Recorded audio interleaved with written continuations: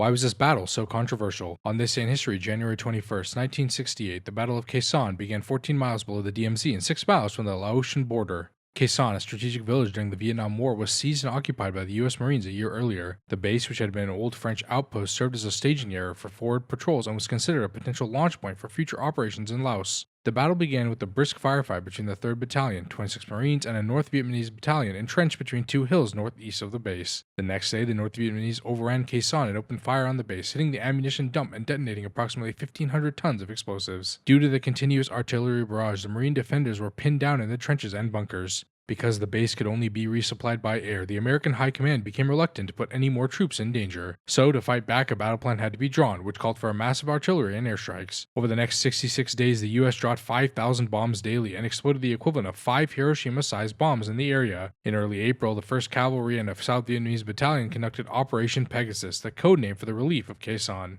They approached the base from the east and the south, while the Marines pushed westward to reopen Route 9, the northernmost transverse road in South Vietnam. The 66-day siege was finally lifted by April 6 when the cavalry joined back up with the 9th Marines south of the airstrip. Once resupplied, the final clash began a week later when the 3rd Battalion and 26 Marines drove the enemy forces from the hill. Much like many battles and confrontations during the Vietnam War, the operation and siege came under scrutiny.